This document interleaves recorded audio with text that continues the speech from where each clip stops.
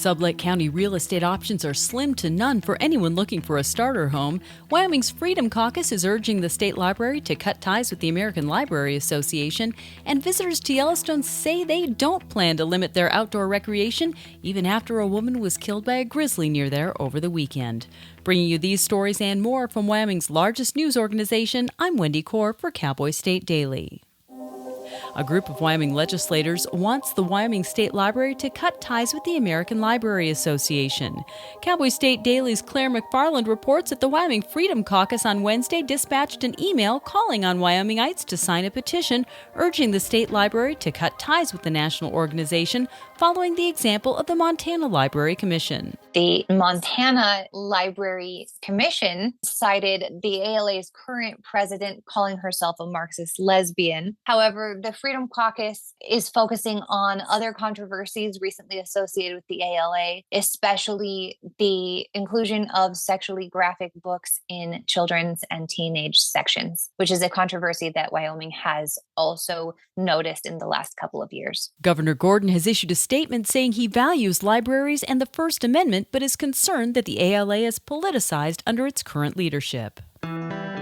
Once called Jackson's Little Hole by 19th century fur traders and trappers, Sublette County has more recently become known as Little Jackson Hole for an entirely different reason, for catching the overflow of Teton County's swanky real estate market. There now are 50 listings for homes in Sublette County ranging in price from $149,500 to $6.9 million. Christy Jones, an associate broker with Western Winds Property Brokers in Pinedale, told Cowboy State Daily that it's nearly impossible for anyone to purchase a starter home there. The Wyoming Game and Fish Department is proposing revisions to its winter elk feeding program. But as Cowboy State Daily's Mark Hines report, the issue has two very distinct points of view which were evident in a webinar hosted Tuesday night on the matter. During the meeting last night, someone from an environmentalist point of view criticized the feeding program, saying that the Game and Fish just needs to stop feeding elk altogether. It's not done in any other Western states. Why are we doing it here?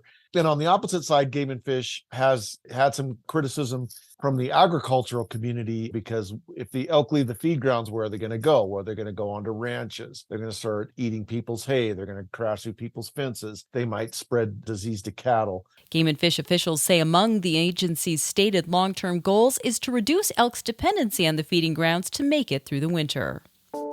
University of Wyoming officials are denying they violated the free speech rights of a Laramie church elder who displayed a sign in the school's student union breezeway. Todd Schmidt is suing UW President Ed Seidel and Dean of Students Ryan O'Neill, who've accused him of harassment and discrimination. Schmidt's sign originally read, quote, "God created male and female, and Artemis Langford is a male," end quote. It referred to Langford as the Kappa Kappa Gamma sorority's first transgender inductee into its UW chapter. The university's filings say Schmidt was not engaged in protected speech because he was allegedly harassing and discriminating against a student in a protected class.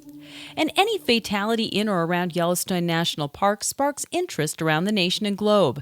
But while opinions about how and why people die there may run hot, visitors say they're not likely to change their behavior. That's what Cowboy State Daily's Andrew Rossi discovered when he spoke to visitors in Yellowstone after Saturday's tragic death of a Kansas woman who was mauled to death by a grizzly near West Yellowstone. What was really interesting is that almost everybody we talked to didn't even have to think. They immediately said no, that they weren't going to change their plans. They didn't feel any less safe, and that they had everything that they needed to avoid a grizzly attack, whether that was bear spray or just staying on the boardwalks.